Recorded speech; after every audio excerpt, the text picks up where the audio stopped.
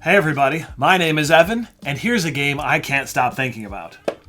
It is called Elephant Ball Balancing Act. It is a sort of trick-taking / shedding hybrid game that consists of one deck of cards and a couple of tokens.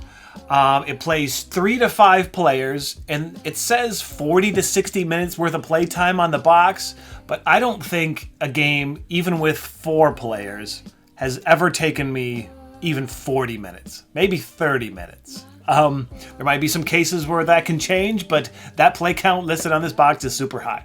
So let's go down to the table and I will show you a brief overview about Elephant Ball Balancing Act, and then we'll come back up and I'll give you a little mini review.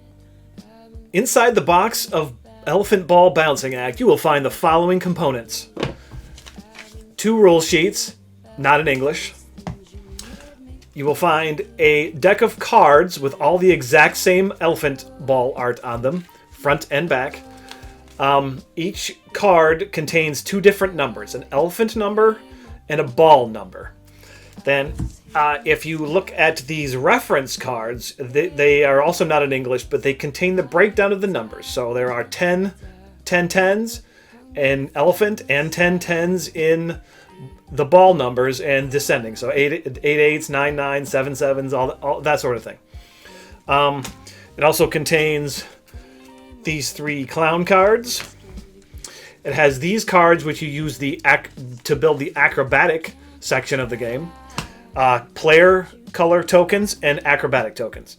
So what you do in the game is you deal out all of these cards to everyone in the game, with these clown cards used to make up the differences in different player counts. How these work is this one is a wild elephant, this one is a wild ball, and this one is a sort of wild acrobat card where you can play any number as long as they exceed 11. Okay, so once you have a hand of cards, it's a trick-taking / shedding game. So you want to get rid of your cards as quickly as you possibly can, but also win tricks for points along the way. So the first round of the game, you can only play 1 card. And then when you only play 1 card, the following player in turn order gets to decide if you are playing the round elephant or ball. So if they chose elephant, they would have to play another 5. And if they chose ball, they would have to play a 6. And then that round that continues until there is one person left that, like everyone has passed because they can't play cards. One person left, they win the trick. They take all the cards played, flip them over, and this is worth 3 points at the end of the round. So then once the round ends, you count up your score for each pile of cards that you have, and you subtract that by the number of cards you have left in your hand. But remember I mentioned acrobat cards. Well, so if you don't want to follow suit and you're the second player, there is another thing you can do. Let me build this really quick here.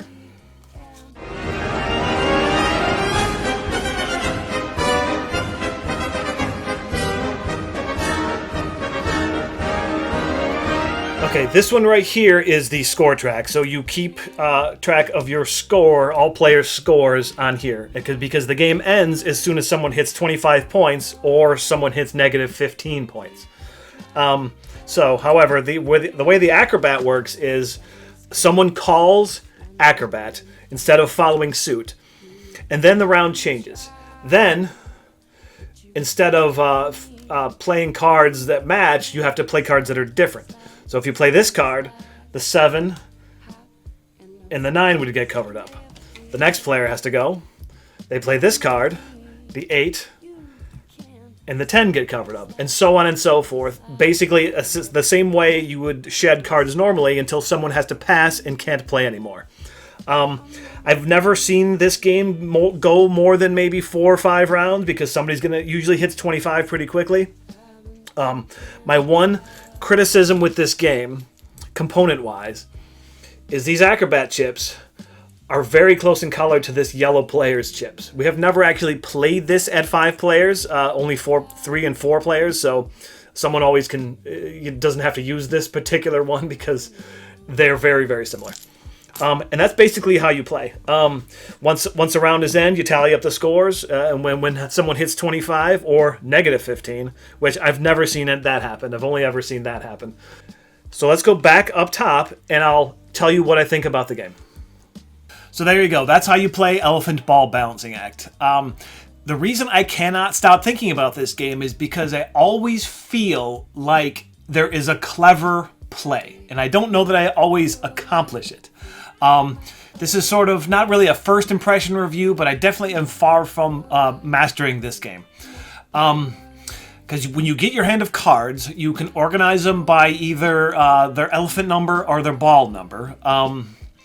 And based on the number, the amount of the numbers that you have, what feels really fun is when you can try to trap people into not being able to play cards, right? So I think if you're really good at counting cards, which I don't think I am, you're probably going to be a little better at this game because you know how many are out there and how many have already been played of each number.